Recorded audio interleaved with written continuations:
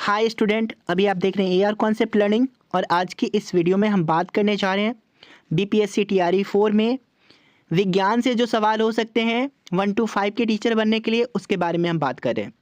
सबसे पहला सवाल, ध्वनि का सबसे तेज वेग किस माध्यम में होता है? साउंड की वेलोसिटी सबसे तेज किस माध्यम में होती है? वायु में जो साउंड का वेग होता है वो 332 मीटर पर सेकेंड होता है। जल में 1500 मीटर पर सेकेंड, ठोस में 5000 से ज़्यादा 5100 मीटर पर सेकेंड, जबकि निर्वात में ध्वनि ट्रेवल नहीं कर सकती है। तो इसका मतलब इसका आंसर क्या हो जाएगा? सी, यानी कि ठोस में सबसे अधिक होगा। चलिए हम अगले सवाल की तरफ बढ़ते हैं। अगला सवाल क्या दिया है इसके बारे में हम बात कर लेते हैं। प्रकाश का वेग निर्वात में कितना होता है? प्रकाश का जो वेग होता है वो 3 × 10⁸ मीटर पर सेकेंड, ये हमें याद रखना है, या 3 लाख किलोमीटर पर सेकेंड, ये याद रखना है। तो दूसरा का आंसर हो जाएगा ए। चलिए आगे बढ़ते हैं हम तीसरे क्वेश्चन की तरफ। तीसरा क्वेश्चन जो दिया गया है उसके बारे में हम बात कर लेते हैं। तीसरा क्वेश्चन है कि न्यूटन का प्रथम गति नियम किससे संबंधित है? तो न्यूटन का जो दूसरा गति का नियम है वो बल से संबंधित है, यानी 3 नियम है गति का। पहला नियम जड़त्व यानी इनर्शिया से संबंधित है, तो तीसरा का आंसर हो जाएगा ए। चलिए आगे बढ़ते हैं चौथे प्रश्न की तरफ। चौथा प्रश्न दिया गया है घर्षण बल का मुख्य कारण क्या है? तो ऑप्शन दिया गया है सतहों की चिकनाई, सतहों की असमतलता, सतहों का रंग, सतहों का तापमान। तो रंग और तापमान से तो कोई लेना देना नहीं है घर्षण को। घर्षण का चिकनाई जितनी ज़्यादा होगी घर्षण उतना कम होगा, तो घर्षण बल का मुख्य कारण होगा सतहों की असमतलता, यानी कि चौथा का बी आंसर सही होगा। चलिए अब हम पाँचवें ऑप्शन की तरफ चलते हैं, क्वेश्चन की तरफ। पाँचवा क्वेश्चन ये कहता है कि न्यूटन की गति का तीसरा नियम क्या बताता है? न्यूटन की गति का तीसरा नियम क्या बताता है? तो न्यूटन की गति का तीसरा नियम कहता है कि हर क्रिया के लिए और विपरीत और समान प्रतिक्रिया होती है, सभी क्रिया के बराबर और विपरीत प्रतिक्रिया होती है। तो बी आंसर सही हो जाएगा इसका। क्वेश्चन नंबर 6, यहाँ पे कार्य का मात्रक पूछ रहा है। कार्य का मात्रक क्या है? तो कार्य का मात्रक जो होता है वो जूल होता है, वाट जो होता है वो शक्ति का मात्रक होता है, बल का मात्रक न्यूटन होता है और दाब का मात्रक पास्कल होता है। तो यहाँ पे छठा कार्य का मात्रक, वर्ग का मात्रक जो होगा वो जूल हो जाएगा। चलिए सातवां क्वेश्चन की तरफ बढ़ते हैं। गुरुत्वाकर्षण बल का एसआई मात्रक क्या है? तो किसी भी तरह का बल हो, कोई भी बल हो, उसका एसआई मात्रक न्यूटन होगा। तो यहाँ पे ऑप्शन ए सही होगा, सातवां का न्यूटन। चलिए आठवें क्वेश्चन की तरफ बढ़ते हैं। द्रव्यमान का एसआई मात्रक क्या है? तो ग्राम नहीं होता है, टन भी नहीं होता है, किलोग्राम। किलोग्राम जो है वो मास का एसआई मात्रक होता है द्रव्यमान का, तो ये याद रखना है। क्विंटल भी नहीं होता है, तो आठवां का आंसर सी हो जाएगा। चलिए अगला सवाल की तरफ बढ़ते हैं, नौवें सवाल की तरफ हम बढ़ते हैं। नौवां सवाल दिया गया है कि जब कोई वस्तु गिरती है तो वह किस प्रकार की ऊर्जा प्राप्त करती है? तो जब भी कोई वस्तु गिरती है यानी मोशन में आती है, स्पीड में आती है, तो गति में आती है, तो उसके अंदर गतिज ऊर्जा होगी। स्थितिज ऊर्जा किसी भी वस्तु की पोजीशन की वजह से, स्थिति की वजह से या उसके कॉन्फ़िगरेशन की वजह से जो ऊर्जा होगी वो स्थितिज ऊर्जा होगी। तो नौवां का आंसर ए सही होगा। चलिए 10वें क्वेश्चन की तरफ बढ़ते हैं। 10वां क्वेश्चन दिया गया है बल का मात्रक क्या है? तो अभी हमने पढ़ा बल का मात्रक क्या होता है, तो न्यूटन होता है। चलिए अगला सवाल है 11 नंबर, वायुमंडलीय दाब मापने का यंत्र कौन सा है? तो वायुमंडलीय दाब को जो मापने का यंत्र है वो बैरोमीटर कहलाता है। अगले सवाल की तरफ हम बढ़ते हैं।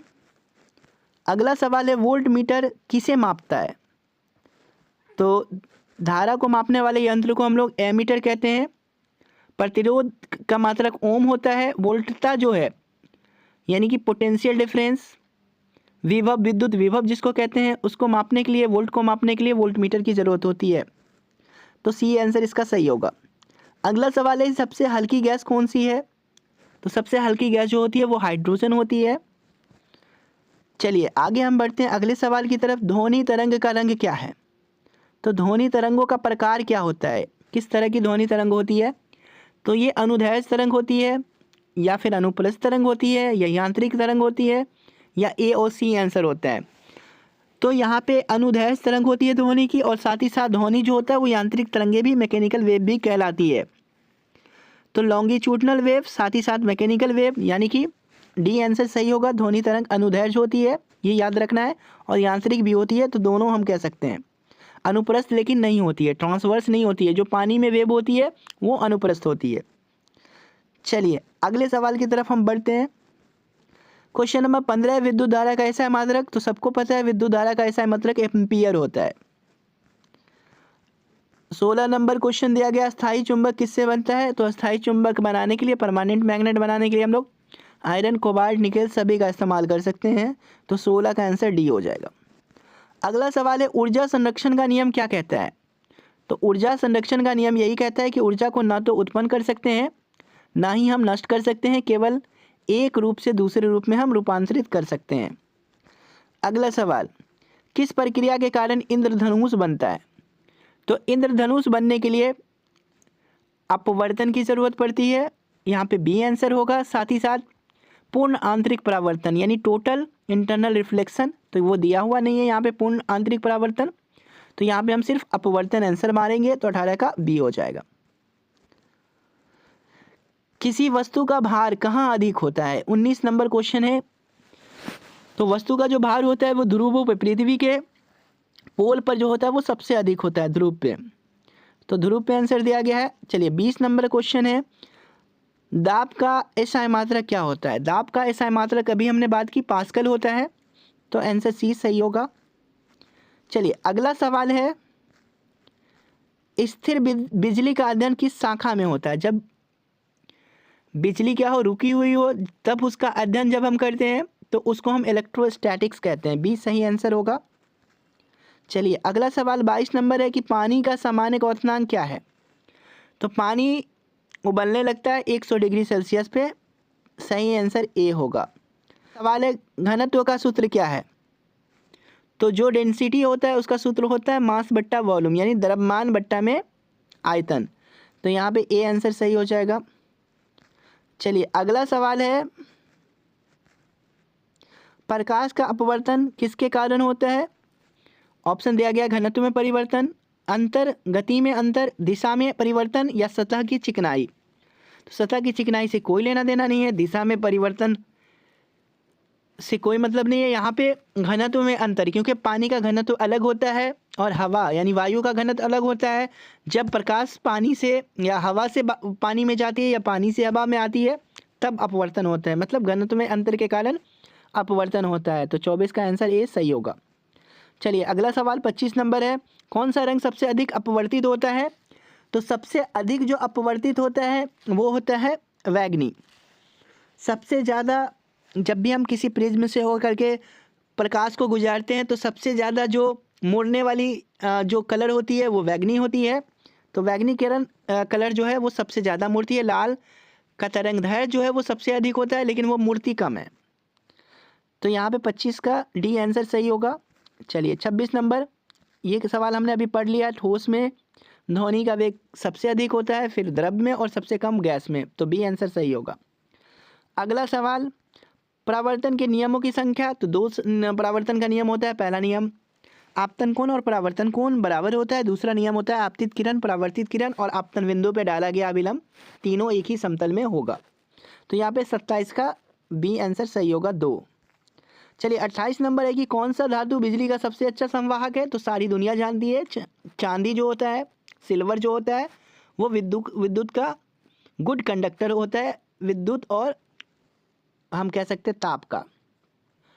क्वेश्चन नंबर 29 है, एक बल की दिशा में किसी वस्तु को विस्थापित करने पर कौन सी ऊर्जा उत्पन्न होती है।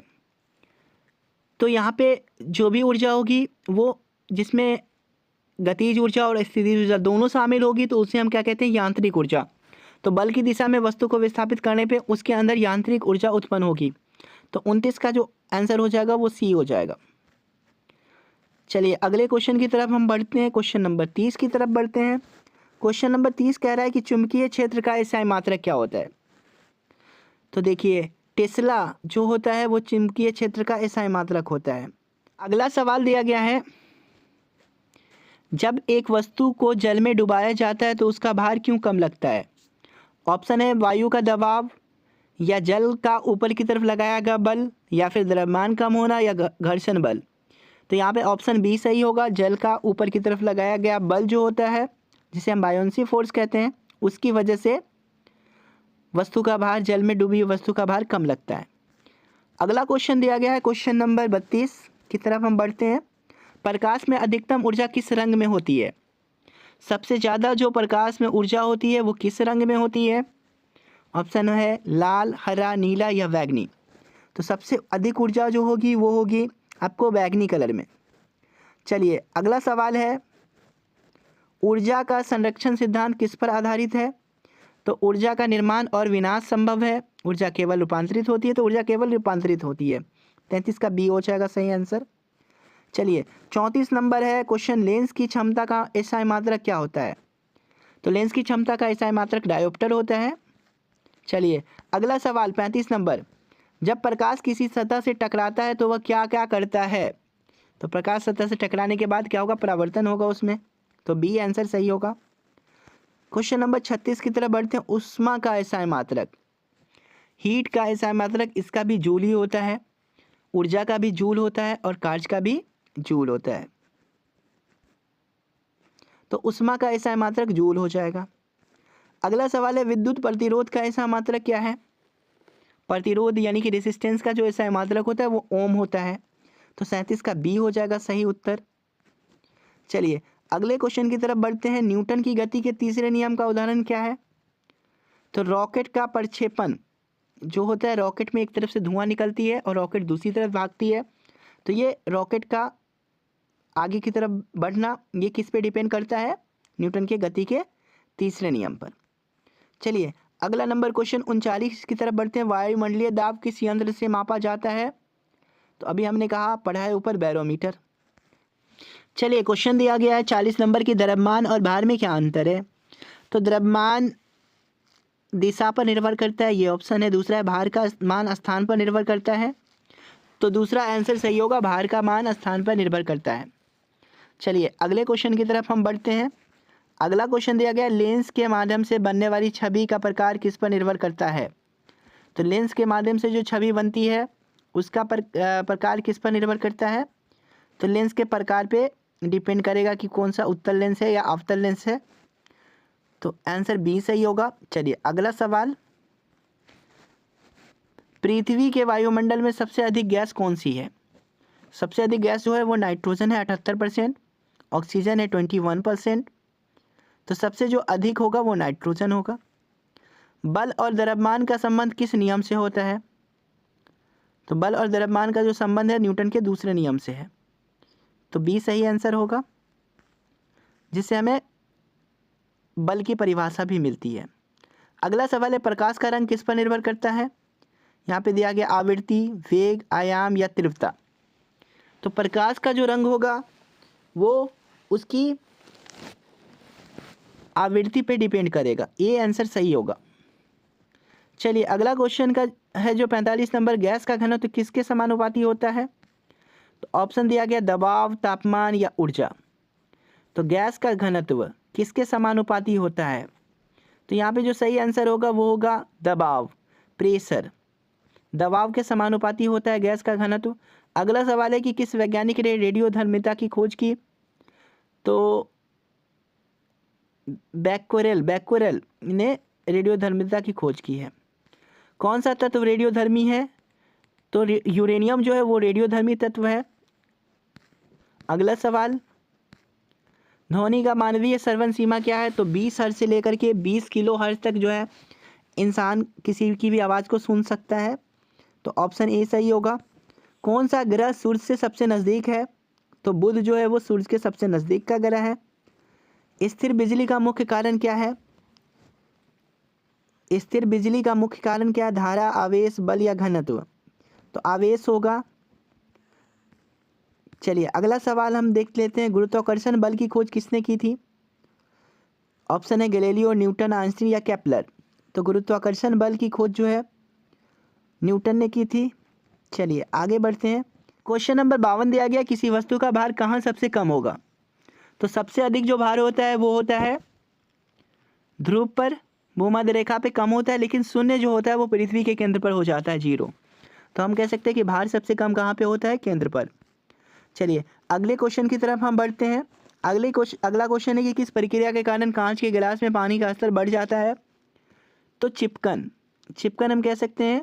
इसकी वजह से क्या होता है कि पानी के गिलास में पानी का स्तर क्या होता है, बढ़ जाता है कांच के गिलास में। क्वेश्चन नंबर 54 की बात कर ले तो एक द्रव्यमान पे लगाए गए बल के कारण गति में परिवर्तन होता है, यह किस नियम का उदाहरण है। तो बल के कारण गति में परिवर्तन होता है, तो ये दूसरा नियम है न्यूटन का। चलिए नेक्स्ट क्वेश्चन है कि स्थिर धारा से चुंबकीय क्षेत्र उत्पन्न होता है, यह किसने सिद्ध किया। तो ओरेस्टेड ने ये सिद्ध किया, तो आंसर सी सही हो जाएगा। चलिए अगला सवाल है कि प्रकाश का अपवर्तन किस कारण होता है। तो प्रकाश का अपवर्तन अभी हमने पढ़ा, घनत्व में परिवर्तन के कारण। अगला सवाल, कौन सी गैस सूर्य में ऊर्जा उत्पादन का कारण है। तो ऊर्जा उत्पादन के लिए हाइड्रोजन गैस जो है उसकी ज़रूरत होती है, तो 57 का ए सही उत्तर होगा। 58 नंबर है कि जल में किसी वस्तु के डूबने का कारण क्या है। तो जल में किसी वस्तु के डूबने का कारण है जल का भार, जल का घनत्व, वस्तु का घनत्व या जल का दबाव। तो वस्तु का घनत्व आंसर सही होगा 58 का। चलिए अगला क्वेश्चन है 59 नंबर, रेडियो तरंगों की खोज किसने की है। तो रेडियो तरंग जो है उसकी खोज किसने की है, तो उसकी खोज जो है यहाँ पर हर्ट्ज ने की है। चलिए अगला सवाल है, हर्ट्ज कह सकते हैं। अगला सवाल है किस तापमान पे जल का घनत्व अधिकतम होता है। तो सब जानते हैं कि 4 डिग्री सेल्सियस पे जल का तापमान सबसे अधिक होता है, जल का घनत्व सबसे अधिक होता है। चलिए अगला सवाल 61 नंबर, प्रकाश की गति किस माध्यम में सबसे अधिक होगी। तो प्रकाश की गति जो है निर्वात में सबसे अधिक होगी।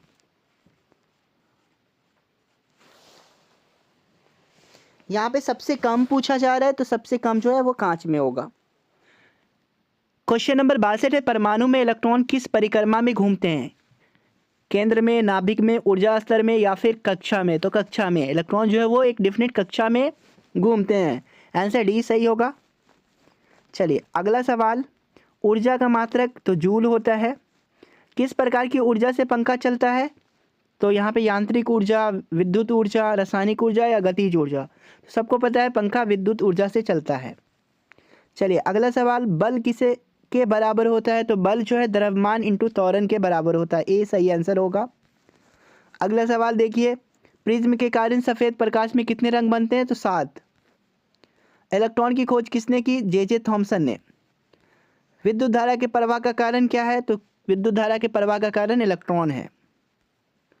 अगला सवाल देखिए, कार्य का मात्रक जूल होता है। ओम का नियम किससे संबंधित है। तो यहाँ पे आंसर ए जो होगा वो सही होगा, वोल्टता, धारा और प्रतिरोध। ओम का नियम में धारा की ज़रूरत होती है, प्रतिरोध की ज़रूरत होती है और वोल्टेज की ज़रूरत होती है। चलिए अगला सवाल, कौन सा यंत्र धारा मापने के लिए उपयोग किया जाता है। तो आमीटर, बी सही होगा। अगला सवाल, विद्युत मोटर किस सिद्धांत पे कार्य करता है। तो विद्युत मोटर जो है वो इलेक्ट्रोमैग्नेटिक प्रेरणा के सिद्धांत पर काम करता है। विद्युत चुंबकीय प्रेरणा। अगला सवाल है, प्रकाश तरंग का प्रकार क्या होता है। तो प्रकाश तरंग जो है वो अनुप्रस्थ होती है। अगर प्रकाश तरंग के बारे में पूछा जाए तो वो इलेक्ट्रोमैग्नेटिक विद्युत चुंबकीय तरंग होती है। और अनुप्रस्थ कह सकते हैं ट्रांसवर्स। तो बी सही उत्तर होगा 73 का। अगला सवाल, बिजली के बल्ब में कौन सी गैस भरी जाती है। तो बिजली के बल्ब में सबको पता है कि आर्गन गैस भरी जाती है। अगला सवाल, ध्वनि तरंग को मापने का यंत्र क्या है। तो ध्वनि तरंग को मापने का यंत्र जो है उसे हम क्या कहते हैं। तो उसे हम कहते हैं ऑसिलोस्कोप। सी आंसर सही होगा। अगला सवाल है कि ध्वनि की गति को प्रभावित करने वाला मुख्य कारक क्या है। तो इसमें से ध्वनि की गति को प्रभावित करने वाला तापमान, दाब, घनत्व ये सभी होगा। तो डी आंसर सही होगा। 77 किस प्रकार की तरंगें यांत्रिक होती है। तो यहाँ पे ध्वनि तरंग के बारे में हम लोग पढ़ चुके हैं कि ये यांत्रिक तरंग होती है। क्वेश्चन नंबर 78 दिया गया, कौन सा यंत्र तापमान मापने के लिए उपयोग किया जाता है। तो थर्मामीटर, बी सही होगा। अगला सवाल है कि द्रव्यमान और ऊर्जा के बीच का संबंध किस सिद्धांत में वर्णित होता है। तो आइंस्टीन का जो सिद्धांत है E = mc², तो उसमें द्रव्यमान और ऊर्जा के बीच के संबंध को वर्णन किया गया है। चलिए 80 नंबर क्वेश्चन है, चंद्रमा पर गुरुत्वाकर्षण पृथ्वी से कितना कम होता है। तो 1/6। चलिए अगला सवाल, विद्युत क्षेत्र की दिशा क्या होती है? तो यहाँ पे दिया गया सकारात्मक से नकारात्मक, यानी कि पॉजिटिव से नेगेटिव की तरफ होती है विद्युत क्षेत्र की दिशा। चलिए अगला सवाल है, अस्थायी चुंबक में कौन सा ध्रुव उत्तर दिशा की ओर इंगित करता है? तो जो अस्थायी चुंबक होता है वो उसमें उत्तर दिशा की तरफ उत्तर ध्रुव होगा। अगला सवाल है, प्रकाश का वर्गीकरण किस विशेषता पर निर्भर करता है? तो यहाँ पे सभी होगा। देखिए क्वेश्चन नंबर 84 दिया गया है, कोई वस्तु ध्वनि को कैसे उत्पन्न करती है? तो दाब में परिवर्तन करके ध्वनि उत्पन्न करती है। 84 का डी सही उत्तर होगा। चलिए 85 नंबर, कौन सा यंत्र धारा का माप करता है? तो धारा का जो माप करता है वो अमीटर। कितनी बार पढ़ चुके हैं हम लोग। चलिए अगला सवाल है, कौन सा तत्व बूंद बनाने में सहायक होता है? तो बूंद बनाने में जो तत्व सहायक होता है उसे हम लोग कहते हैं ऑक्सीजन। चलिए अगला सवाल दिया गया, कौन सा गैस विद्युत का सबसे अच्छा संवाहक होता है? संवाहक, तो अभी हमने पढ़ा है कि विद्युत का सबसे अच्छा जो संवाहक होता है वो होता है हीलियम। क्वेश्चन नंबर 88 दिया गया, धातु का ऊष्मीय चालकत्व क्या होता है? तो उच्च होता है, क्योंकि धातु जो होता है ऊष्मा और विद्युत का सुचालक होता है, तो इसकी चालकता जो होती है वो उच्च होगी। चलिए अगला सवाल है, दाब का ऐसा मात्रक क्या है? पास्कल, बहुत बार पढ़ चुके हैं। अगला सवाल, कौन सा रंग सबसे अधिक ऊर्जा रखता है? तो वैगनी, ये भी पढ़ चुके हैं ऊपर। वायु का घनत्व बढ़ने पर क्या होता है? देखिए वायु का घनत्व बढ़ने पर दाब जो है वो बढ़ता है। बी आंसर सही होगा। अगला सवाल है, किस प्रकार की ऊर्जा जल में होती है? तो जल में ऊष्मीय ऊर्जा होती है। अगला सवाल, किस यांत्रिक घटना में ऊर्जा का संरक्षण होता है? गिरता हुआ पत्थर, झूलता हुआ झूला, साइकिल चलाना, किसी भी तरह की घटना हो उसमें ऊर्जा का संरक्षण होता है, संरक्षण का सिद्धांत लागू होता है। तो यहाँ पे सभी आंसर होगा। वायुमंडल का सबसे बाहरी भाग क्या कहलाता है? तो इसको हम स्ट्रेटोस्फेयर कहते हैं, थर्मोस्फेयर कहते हैं, सॉरी। बी सही उत्तर होगा। क्वेश्चन नंबर 95 है, ठोस अवस्था में अणुओं के बीच का संपर्क कैसा होता है? तो ठोस अवस्था में अणुओं के बीच का जो संपर्क होता है वो बहुत अधिक होता है। इसका 95 का बी आंसर सही होगा। चलिए 96, कौन सा सिद्धांत प्रकाश का स्वाभाविक प्रकृति को बताता है? तो प्रकाश की जो प्रकृति होती है वो दोहरे सिद्धांत जो है, डुअल नेचर, वो बताता है कि प्रकाश का नेचर जो है पार्टिकल का भी होता है और साथ ही साथ वेव का भी होता है। तो सी आंसर सही होगा। कौन सा बल स्थिरता को बनाए रखता है? तो स्थिरता को बनाए रखने के लिए संतुलित बल की जरूरत होती है, बलों का संतुलन। डी आंसर सही होगा। चलिए 98 नंबर क्वेश्चन है कि सूर्य की ऊर्जा किस प्रक्रिया से उत्पन्न होती है? तो सबको पता है कि नाभिकीय संलयन से सूर्य की ऊर्जा होती है, उत्पन्न होती है। चलिए अगला सवाल है, किसी वस्तु का द्रव्यमान नापने का यंत्र किलोग्राम होता है। और सबसे लास्ट क्वेश्चन है, विद्युत धारा के प्रवाह के लिए क्या आवश्यक है? तो विद्युत धारा के प्रवाह के लिए वोल्टता यानी कि पोटेंशियल डिफरेंस का होना जरूरी है, विभव का होना जरूरी है। तो सबसे ज़रूरी है विद्युत धारा के प्रवाह के लिए पोटेंशियल डिफरेंस, तो वोल्टता जिसको कहते हैं, यानी कि वोल्टेज का फ़र्क। तो 100 का ए सही होगा।